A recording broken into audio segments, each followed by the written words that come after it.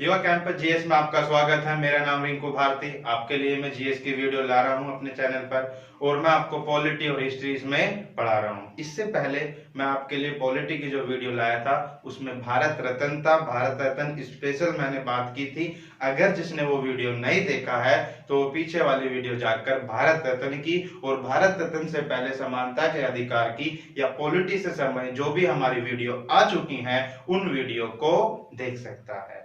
आज का हमारा टॉपिक है स्वतंत्रता का अधिकार। मैंने आपको बताया था जब मौलिक अधिकार शुरू किए थे तो उसमें कहा था कि हमारे देश के अंदर जो संविधान है, संविधान ने हमें कुछ अधिकार दिए हैं जिन अधिकारों को मैग्ना कार्टा कहा गया है। और मौलिक अधिकारों की जो संख्या है भारतीय संविधान में 7 थी, लेकिन वर्तमान के अंदर मौलिक अधिकारों की जो संख्या है वो 6 है। मैंने आपसे बताया था कि जो संपत्ति का अधिकार है वो 44वें संविधान संशोधन 1978 द्वारा उस अधिकार को समाप्त करके उसको कानूनी अधिकार बना दिया गया है। अगर आपको ये सारी सूचनाएं और ये इंफॉर्मेशन चाहिए तो आप हमारी मौलिक अधिकार से संबंधित पीछे की वीडियो को देख सकते हैं।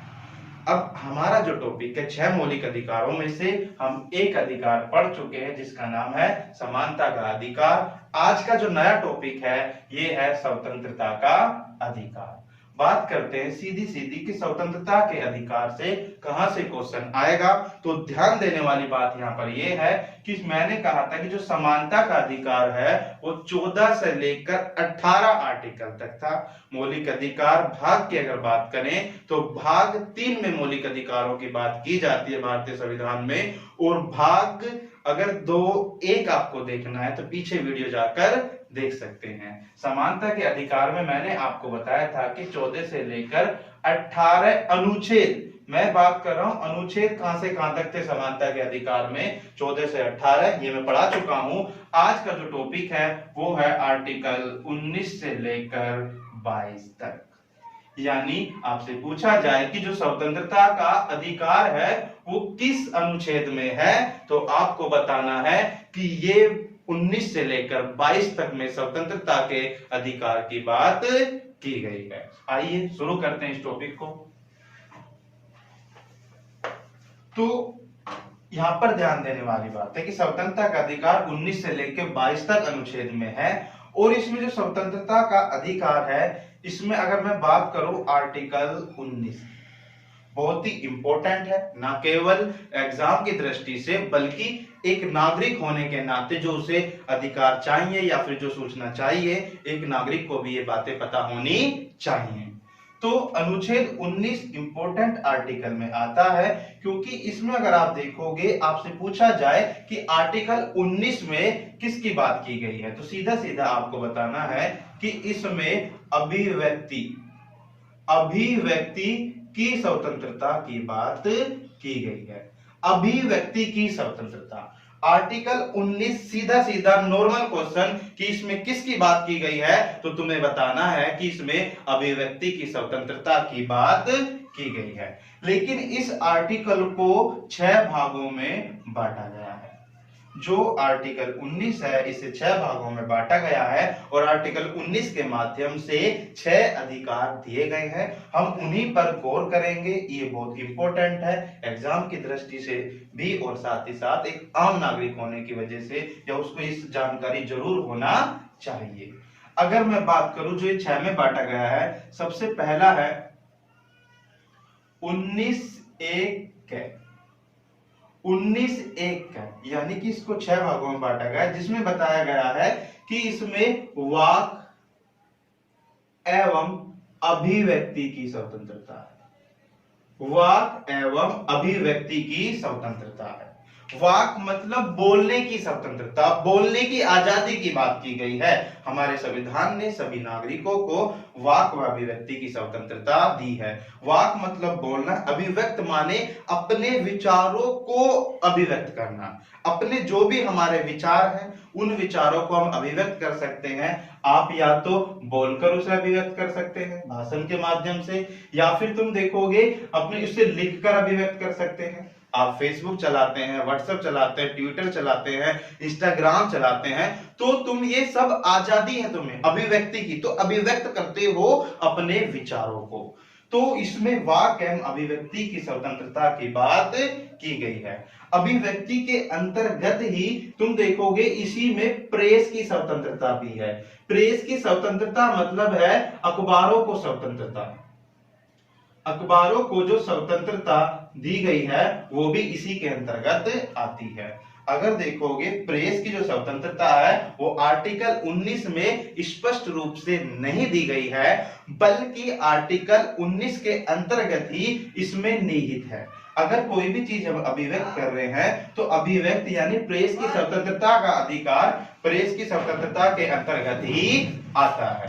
ठीक, अगर मैं बात करूं तो वाक व अभिव्यक्ति की स्वतंत्रता इस 19 फर्स्ट कै के अंतर्गत है, तो ये तुम्हें याद रखना है। फिर 19 फर्स्ट कै, 19 फर्स्ट कै पहला मैंने बताया वाक व अभिव्यक्ति की स्वतंत्रता, प्रेस की स्वतंत्रता, अखबारों को स्वतंत्रता भी इसी में शामिल की गई है। अगर मैं बात करूं 19 कै की तो इसमें बताया गया कि शांतिपूर्ण एवं निरायुध, शांतिपूर्ण एवं निरायुध सम्मेलन करने की स्वतंत्रता, सम्मेलन करने की स्वतंत्रता, आपको अपने विचार अभिव्यक्त करने की स्वतंत्रता 19 फर्स्ट कैब में दी गई है। 19 फर्स्ट कैब में अगर मैं बात करूं तो इसमें शांतिपूर्ण और निरायुध सम्मेलन करने की स्वतंत्रता है। कोई भी सम्मेलन कर सकता है, बस निरायुध हो और साथ ही साथ शांतिपूर्ण हो। अगर शांतिपूर्ण सम्मेलन है तो उसे सम्मेलन करने का अधिकार है। ये कहता है 19 फर्स्ट है। 19 फर्स्ट गै कहता है कि तुम संघ या संगम बना सकते हो या कोई संगठन बना सकते हो।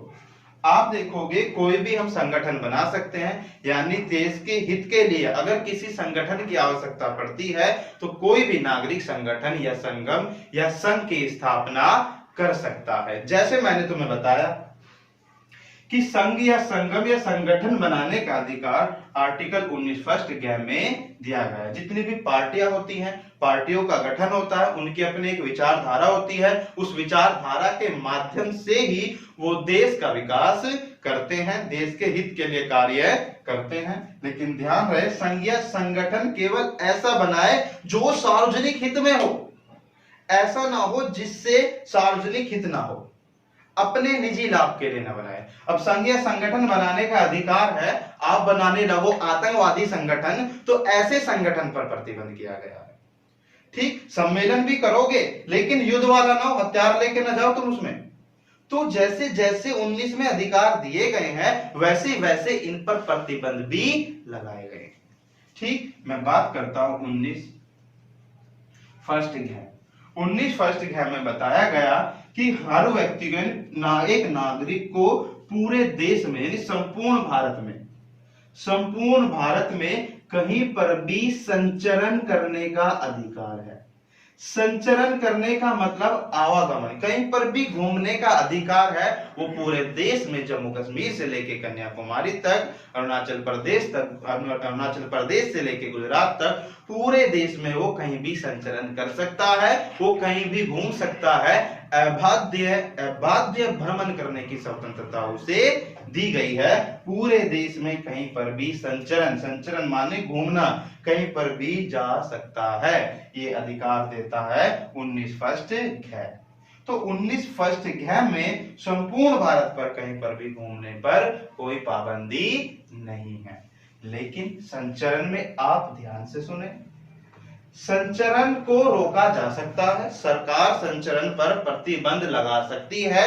दो आधारों पर सरकार संचरण पर प्रतिबंध लगा सकती है। जैसे पहला है नैतिक आधार पर, नैतिक आधार एक स्वास्थ्य के आधार पर। ध्यान से सुनो, ये बहुत इंपॉर्टेंट है आज की दृष्टि से। आज लॉकडाउन या फिर देश के अंदर, ये पूरे विश्व के अंदर जो महामारी फैली है कोरोना, तो ये स्वास्थ्य के आधार पर, यानी कि देश के अंदर स्वास्थ्य के आधार पर संचरण को रोका गया। यानी देश के अंदर जो लॉकडाउन किया गया है या अन्य देशों में भी जो लॉकडाउन हुआ है तो उस पे संचरण पर प्रतिबंध लगाया गया है।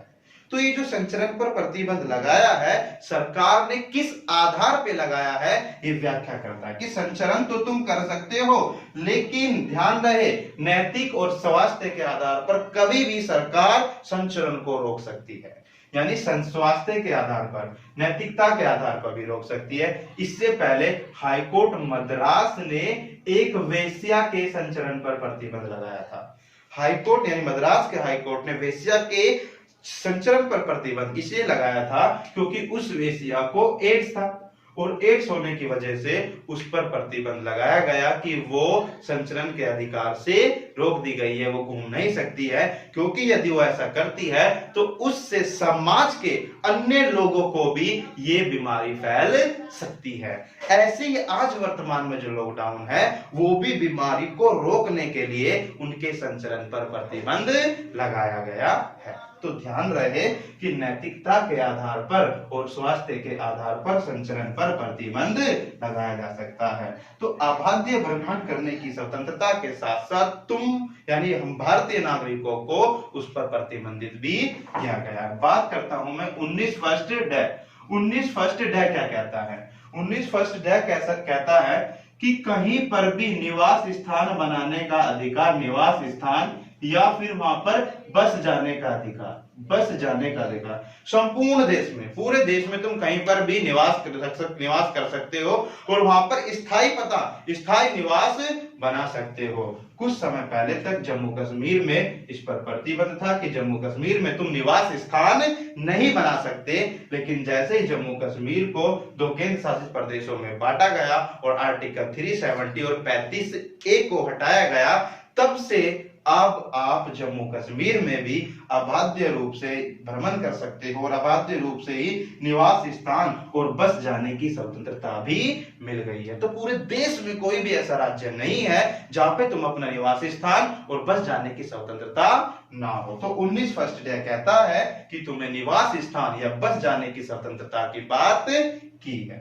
बात करते हैं लास्ट, इसमें मैंने 6 बताए थे। 19 फर्स्ट 6, तो 19 फर्स्ट 6 कहता है कि तुम किसी भी वृत्ति, किसी भी व्यवसाय और किसी भी व्यापार या किसी भी रोजगार को अपना सकते हो। कहा गया एक देश का नागरिक अपनी जीविका को चलाने के लिए किसी भी वृत्ति, किसी भी व्यवसाय, किसी भी व्यापार और किसी भी रोजगार को अपना सकता है, बशर्ते ध्यान रहे वो जो रोजगार है किसी का उस रोजगार से हित ना हो, नुकसान ना हो, उससे क्या हो, लाभ हो समाज को भी और तुम लोगों को भी। तो इसलिए व्यवसाय, वृत्ति, रोजगार को अपनाने का अधिकार इसमें दिया गया है। ऐसा रोजगार ना अपनाए, कभी तुम सोचो मानव तस्करी करने लग जाओ तो कि हम तो अपना जीविका चलाने के लिए कर रहे हैं, या फिर तुम क्या करने लगो, नशा की सारी चीजें बेचने लग जाओ। ठीक, तो ऐसी चीजों पर प्रतिबंध है। रोजगार अपनाओ, लेकिन ऐसा जो लीगल हो उस रोजगार को तुम अपना सकते हो। तो 19 मैंने कहा बहुत ही इंपॉर्टेंट है। आर्टिकल 19 या अनुच्छेद 19 बहुत इंपॉर्टेंट है, जो सीधा सा बोले तो अभिव्यक्ति की स्वतंत्रता, लेकिन इसके अंदर 6 स्वतंत्रताएं दी गई हैं। पहला वाक एवं अभिव्यक्ति की स्वतंत्रता, इसमें प्रेस की स्वतंत्रता भी शामिल है। 19 फर्स्ट क्या में शांतिपूर्ण निरायुध सम्मेलन करने की स्वतंत्रता।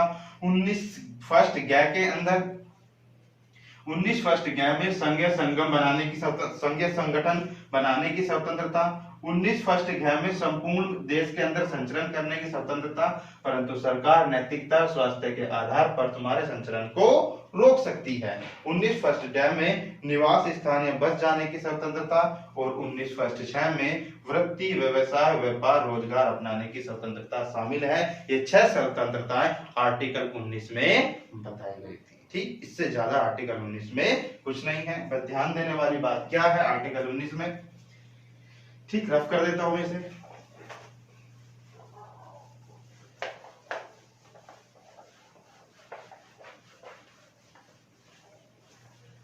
तो आर्टिकल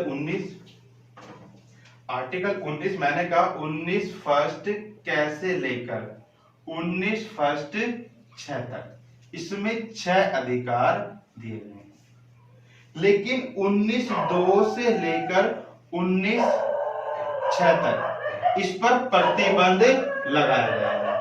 19/6 तक इस पर प्रतिबंध लगाया गया। 19/2 से 19/6 तक पर प्रतिबंध लगाया गया। अगर आपको स्वतंत्रता दी गई है तो उस पर प्रतिबंध भी है, यानी कि मौलिक अधिकार लिमिटेड है, उन पर प्रतिबंध लगाया जा सकता है। ये आर्टिकल 19 था, बहुत ही इंपॉर्टेंट था, इसको आप अच्छे से तैयार कर लें। जो जो इसमें कठिनाइयां थी मैंने वो आपकी दूर की। अब बात करते हैं आर्टिकल 20 की। आर्टिकल 20 अनुच्छेद 20, ये सभी आर्टिकल मौलिक अधिकारों से संबंधित आपको एक एक याद होना चाहिए। टिप्स पे सारी चीजें ये याद रखनी है। ध्यान से सुने, आर्टिकल 20 क्या कहता है। सीधा सा आर्टिकल 20 पूछे तो आपको बताना है अपराधों के लिए दो सिद्धि, अपराधों के लिए दो सिद्धि हेतु संरक्षण। दो सिद्धि हेतु संरक्षण, ये बहुत इंपॉर्टेंट शब्द है, दो सिद्धि हेतु संरक्षण। तो जो दो, यानी अगर 20 पूछे किससे संबंधित है तो आपको बताना अपराधों के लिए दो सिद्धि हेतु संरक्षण, यानी कि दो सिद्ध करने के लिए। इसमें तुम 3 भागों में इसे बांट सकते हो आर्टिकल 20 को। आर्टिकल 20 मैं समझा देता हूं, आर्टिकल 22(2) और 20(2) और आर्टिकल 20(3). तो 20 फर्स्ट, 20(2) और 20(3), इसमें क्या क्या कहा गया। पहले में क्या कहा गया, बहुत ही इंपॉर्टेंट और बहुत ही रोचक है, और साथ ही तुम देखोगे ये इसलिए भी इंपॉर्टेंट है, ये सबको पता होना बहुत जरूरी है। तो आर्टिकल 20 फर्स्ट कहता है कि दोहरा दंड निषेध। दोहरा दंड निषेध, दोहरा दंड निषेध का मतलब क्या है कि आर्टिकल 20 फर्स्ट कहता है कि किसी भी व्यक्ति को एक जुर्म के लिए 2 बार दंड नहीं दिया जा सकता। यानी कि अगर उसने कोई एक अपराध किया है तो एक अपराध के लिए उसे 2 बार सजा नहीं दी जा सकती। ये कहता है दोहरा दंड निषेध या फिर 20(1). दोहरा मतलब कि 2 बार सजा पर प्रतिबंध है। एक जुर्म के लिए केवल उसे एक ही सजा दी जा सकती है, एक ही बार ही सजा दी जा सकती है। एक जुर्म के लिए 2 बार सजा नहीं दी जा सकती, ये कहता है 20 फर्स्ट। 20(2) क्या कहता है, जिस कानून के तहत गिरफ्तार उसी के तहत सजा। यानी कि अगर अपराधी को जिस कानून के तहत गिरफ्तार किया जाता है सजा भी उसी के तहत दी जाती है। यानी मान के चलो किसी ने चोरी की है, ठीक, और उसके बाद उसने चोरी की है, फिर उसके बाद उसने मर्डर किया है, फिर उसके बाद उसने बैंक लूट लिया, ठीक। अब तुम देखोगे पहले चोरी की, फिर मर्डर किया, फिर बैंक लूटा, पुलिस ने उसे गिरफ्तार कर लिया।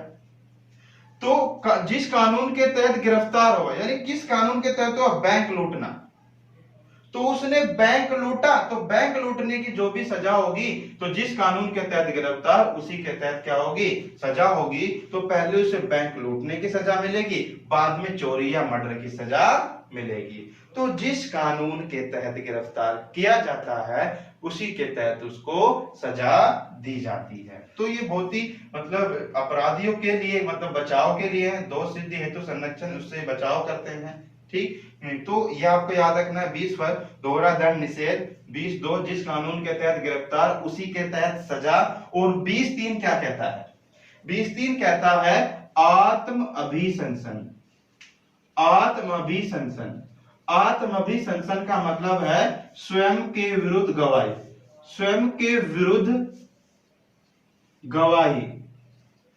गवाही देने के लिए बाध्य, देने के लिए बाध्य है, स्वयं के विरुद्ध गवाही देने के लिए बाध्य है। यानी किसी भी व्यक्ति को या किसी भी नागरिक को स्वयं के विरुद्ध गवाही देने के लिए बाध्य नहीं किया जा सकता, उसे फोर्स नहीं किया जा सकता कि तू अपराध को कबूल कर, कि तूने ही अपराध किया है। तो किसी भी नागरिक को उसको आत्म अभिशंसन का अधिकार है, वो स्वयं के विरुद्ध गवाही नहीं दे सकता, बल्कि पुलिस या प्रशासन उसके खिलाफ में साक्ष्य यानी कि साक्ष्य को कलेक्ट करे, तब जाके उस पर आरोप सिद्ध करे। जबरदस्ती उससे नहीं उगलवाया जा सकता कि तूने अपराध किया है। तो आर्टिकल 22(3) यही अधिकार देता है आत्म अभिशंसन की स्वयं के विरुद्ध गवाही देने के लिए किसी को भी बाध्य नहीं किया जा सकता। 20 में पहला पॉइंट, दोहरा दंड निषेध, किसी भी व्यक्ति को एक जुर्म के लिए 2 बार सजा नहीं दी जा सकती। 20(2), जिस कानून के तहत गिरफ्तार उसी के तहत सजा मिलेगी। उसके बाद आत्म अभिशंसन 20(3) में स्वयं के विरुद्ध गवाही देने के लिए बाध्य नहीं किया जा सकता। 19 और 20 में आपको समझा चुका हूं। आर्टिकल 21 बहुत ही इंपॉर्टेंट है, आप इसको ध्यान से सुने। आर्टिकल 21 को ये एग्जामों में बहुत आता है और कठिनाइयां भी इसमें है कि किस तरीके से इसको बनाया जाए। 19 से लेकर 22 तक स्वतंत्रता का अधिकार है और किस तरीके से याद रखने हैं ये भी मैं आपको बताऊंगा। आर्टिकल 21 क्या कहता है? आर्टिकल 21 कहता है, इसमें सीधा देखो, अगर इसमें प्राण व दैहिक स्वतंत्रता का अधिकार, प्राण व दैहिक स्वतंत्रता का अधिकार, स्वतंत्रता, इसमें प्राण व दैहिक स्वतंत्रता की बात की गई है। एक क्वेश्चन सीधा सा सिंपल सा पूछेगा, आर्टिकल 21 किससे संबंधित है? तो तुम्हें बताना है प्राण एवं दैहिक स्वतंत्रता से संबंधित है। प्राण मतलब आत्मा और दैहिक मतलब शरीर। तो तुमसे कह सकता है कि प्राण व आत्मा और शरीर वाला अनुच्छेद किसे कहते हैं? अनुच्छेद किसे कहते हैं? तो आपको बताना है आत्मा व शरीर वाला अनुच्छेद आर्टिकल 21 को कहते हैं। क्वेश्चन की दृष्टि से देखें, इंफॉर्मेशन की दृष्टि से देखें तो आर्टिकल 21 इतना ही है कि प्राण व दैहिक स्वतंत्रता का अधिकार या आत्मा व शरीर वाले अधिकारों की बात की गई है। लेकिन आर्टिकल अपने आप में एक बड़ी व्याख्या है, इसको व्याख्या करना बहुत ही मुश्किल है। इसमें इतनी आजादी है कि अगर मैं 5 घंटे तक भी बोलता रहूं तो अनुच्छेद 21 खत्म नहीं होगा। लेकिन आर्टिकल 21 में सिंपल सा तो यही था, लेकिन इसकी अगर मैं थोड़ी सी और मैं बात करूं, आर्टिकल 21 में क्या क्या आजादी दी गई है, जैसे तुम देखोगे, एक है निजता का अधिकार। निजता का अधिकार, निजता का अधिकार क्या है? तो आपको बताना है कि निजता मतलब कि प्राइवेसी, यानी कि राइट टू प्राइवेसी का जो अधिकार दिया गया है वो इसी के अंतर्गत दिया गया कि तुम्हें राइट टू प्राइवेसी का अधिकार है। आप अपना फोन लेते हो, फोन में तुम्हारे मैसेज, तुम्हारे न जाने कौन सी प्राइवेसी है, तो उनको तुम बना सकते हो। उन प्राइवेसी को अगर कोई तोड़ता है तो उसको भी तुम्हें ध्यान रखना है। तो निजता का अधिकार इसी में शामिल किया गया है। राइट टू प्राइवेसी की मैं बात करूं, राइट टू प्राइवेसी, तो राइट टू प्राइवेसी इसी के अंतर्गत है। दूसरा अगर मैं बात करूं तो इसमें लाइफ पार्टनर चुनने का अधिकार भी किसके अंतर्गत है? आर्टिकल 21 के अंतर्गत है कि वो अपना कोई भी लाइफ पार्टनर चुन सकता है। अगर मैं तीसरे की बात करूं कि इसी के अंदर जो कैदी होते हैं, कैदियों के हाथों पैरों में पहले बेड़ियां लगाई जाती थी, बेड़ियां जंजीरों से बांध के रखा जाता जैसे जानवर होते थे, तो उनकी बेड़ियों को हटाया गया, वो भी इसी के अंतर्गत है। निजता, लाइफ पार्टनर मतलब और कैदी की बेड़ियां हटाई गई। और साथ ही तुम देखोगे जो जानवरों को, ठीक है ना, जानवरों को भी 2014 में सुप्रीम कोर्ट ने क्या दे दिए हैं? अधिकार दे दिए हैं। ध्यान से सुनने वाली बात यहां पर यह है कि जानवरों को भी 2014 में अधिकार दे दिए हैं। निजता का अधिकार, लाइफ पार्टनर चुनने का अधिकार, कैदियों के पैरों में बेड़ियां खत्म कर दी गई, उन्हें बेड़ियां नहीं पहनने दी जाएंगी। जानवरों को भी, यानी जानवरों के साथ बदसलूकी ना करें इंसान, बदसलूकी ना करे इंसान, इसलिए 2014 में जानवरों के बताया कि जानवरों तक को भी अधिकार आर्टिकल 21 में दिए गए। ध्यान देने वाली बात क्या है, एक संस्था है जिसका नाम है पेटा। अगर मैं पेटा के बारे में बताऊं तो people for ethical treatment of animals, मैं दोबारा बोल देता हूं, people for ethical treatment of animals, यानी ये जो संस्था है पेटा, ये पूरे विश्व में काम करती है और जानवरों की अधिकारों की बात करती है। तो पेटा जानवरों के लिए काम करती है। इसी पेटा की मदद से इसने याचिका डाली और याचिका के आधार पर 2014 में सुप्रीम कोर्ट ने जानवरों को अधिकार दिए। इसने कहा था कि एक खेल है जिसका नाम है जल्लीकट्टू। जल्लीकट्टू जो है ये तमिलनाडु में मनाया जाता है और ये लगभग 2000 साल पुराना खेल है। ये खेल ऐसा है जिसमें जानवरों को इंसान से लड़ाया जाता है। तो जानवरों को इंसान से लड़ाया जा रहा है तो इस पर भी प्रतिबंध लगा दिया कि जानवरों के साथ ऐसी बदसलूकी ना करें। तो जानवर पेटा कहती है कि जानवर भोजन के लिए नहीं बने, जानवर मनोरंजन के लिए नहीं बने, बल्कि इसलिए पेटा तुम देखोगे जानवरों के लिए काम करती है। और जल्लीकट्टू जैसे या जानवरों पर किसी भी तरह का कोई अपराध हो रहा है तो उनको भी ये अधिकार दे दिए गए हैं। तो जल्लीकट्टू पर क्या लगा दिया गया? प्रतिबंध लगा दिया गया 2014 में पेटा की ही मदद से। तो जानवरों को मनोरंजन के रूप में आप देखोगे शादियों में नचवाना और भी बहुत सारे काम किए जाते हैं। तो ध्यान देने वाली बात क्या है? तो ये आर्टिकल 21 है, जितना चाहोगे उतनी व्याख्या इसकी हो जाएगी, लेकिन प्राण व दैहिक स्वतंत्रता के अंतर्गत ही सीधा सा 21 प्राण व दैहिक स्वतंत्रता आपको याद रखना है। इसी में संचरण है। संचरण मैंने दो बताया, एक आर्टिकल 19 में कहीं पर भी अबाध्य भ्रमण और एक आर्टिकल 21 में। जो संचरण आर्टिकल 19 में है वो देश के आंतरिक भागों में है कि तुम देश के आंतरिक भागों में कहीं भी घूम सकते हो। आर्टिकल 21 कहता है विदेश में कहीं पर भी यात्रा कर सकते हो, विदेशों में। तो संचरण का अधिकार भी आर्टिकल 21 में है, विदेशों में यात्रा करने का अधिकार है। ध्यान दो, मैंने कहा 21 की व्याख्या करना नामुमकिन है, बहुत बड़ा है ये। जो भी मैंने किया है प्राण व दैहिक स्वतंत्रता, यहां से क्वेश्चन आएगा तुम आसानी से कर दोगे। ठीक, तो ये भी आपको याद रखना है कि सुप्रीम कोर्ट ने कब जानवरों को अधिकार दिए। तो 2014 में सुप्रीम कोर्ट ने जानवरों को अधिकार दिए हैं। रफ करता हूं इसे।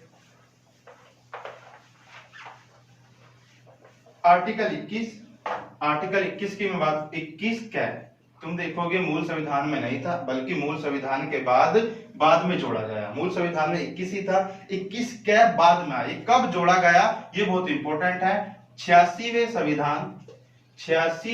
संविधान संशोधन, 86वें संविधान संशोधन अधिनियम,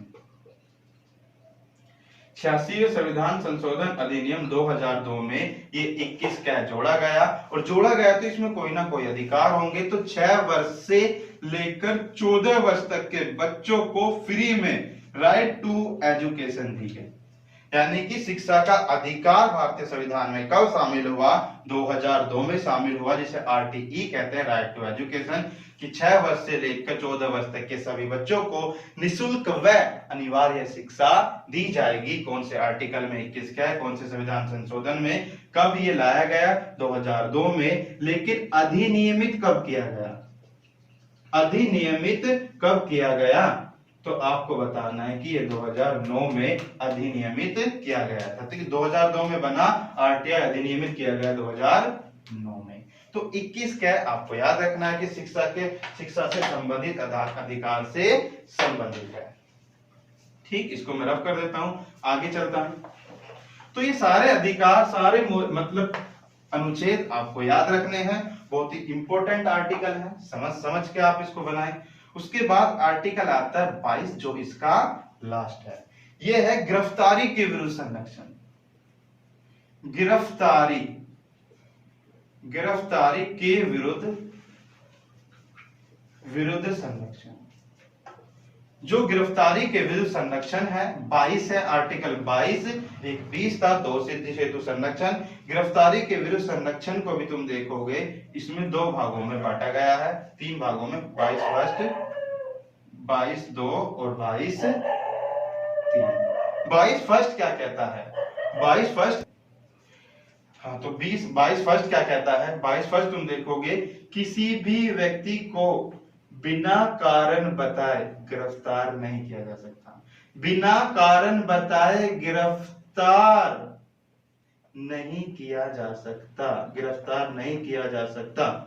यानी 22 फर्स्ट कहता है कि किसी भी नागरिक को या किसी भी व्यक्ति को बिना कारण बताए गिरफ्तार नहीं कर सकते। अगर बिना कारण बताए गिरफ्तार कर भी लिया जाता है तो उसे 24 घंटे के अंदर दंडाधिकारी के समक्ष पेश करना होता है। 24 घंटे के अंदर दंडाधिकारी के समक्ष पेश करना होता है। लेकिन ध्यान रहे, इसमें आने जाने का समय शामिल नहीं होता। यानी आने जाने के समय शामिल नहीं होता। 24 घंटे के अंदर गिरफ्तार, मतलब 24 घंटे गिरफ्तार होने के बाद दंडाधिकारी के पास पेश करना होगा। 22(3) क्या कहता है? 22(3) कहता है कि सभी नागरिकों को अधिवक्ता से सलाह लेने का अधिकार है। सलाह लेने का अधिकार है। यानी कहा कारण बताओ, यानी 20 में कहा गया, 22 फर्स्ट में कारण यानी बिना कारण बताए किसी को गिरफ्तार नहीं किया जा सकता। और 22(2) में 24 घंटे के अंदर उसे मजिस्ट्रेट के सामने पेश करना होगा और अधिवक्ता से सलाह, अगर कोई अपराधी है तो अपना वकील कर सकता है। ये 22(3) के अंतर्गत अधिकार दिया गया। ध्यान से सुनो, गिरफ्तारी के विरुद्ध जो संरक्षण है इसके अंदर तुम देखोगे, मैंने कहा एक तो गिरफ्तारी के विरुद्ध संरक्षण, दूसरा अगर तुम देखोगे इसमें निवारक निरोध कानून भी शामिल है। निवारक निरोध कानून का मतलब होता है कि निवारक निरोध यानी कि कानून मतलब अपराध होने से पहले उसे रोकना, यानी कि अपराध होने से पहले शक के आधार पर उसी कानून को रोकना निवारक निरोध कानून होते हैं। सरकार के द्वारा इसमें बहुत सारे कानून बनाए गए, जिसमें तुम देखोगे मीसा है, टाडा पोटा है, कॉफी पोसा है, नासा है। तो ये जो कानून बनाए गए हैं वो निवारक निरोध संबंधित कानून है। आगे की जो वीडियो हमारी आएगी उसमें मैं आपको मीसा, टाडा पोटा, कॉफी पोसा, नासा ऐसे कानूनों के बारे में बात करूंगा। वो वीडियो बहुत ही इंपॉर्टेंट होगी, आसानी से वो कानून नहीं मिलते हैं। आज मैंने आपको बताया आर्टिकल 19 से लेकर 22 तक बहुत ही इंपॉर्टेंट थे। अगर आपको कोई समस्या है तो आप कमेंट बॉक्स में जाकर मुझे कमेंट्स कर सकते हैं, मैं उसका जवाब दूंगा। अगर कोई समस्या है तभी आप इस कमेंट्स करें। ध्यान से, ये मैंने जो स्वतंत्रता का अधिकार आर्टिकल 19 से लेकर 22 तक था, एक एक आर्टिकल तुम्हारी जुबान पर होना चाहिए जो भी मौलिक अधिकारों से संबंधित है। अगर आपको हमारी ये वीडियो अच्छी लगी है तो लाइक करें और अपने दोस्तों को शेयर करें, और साथ ही जिसने भी हमारे चैनल को अभी सब्सक्राइब नहीं किया है तो हमारे चैनल को सब्सक्राइब करें। आज के लिए इतना ही। Thank you so much for join with me.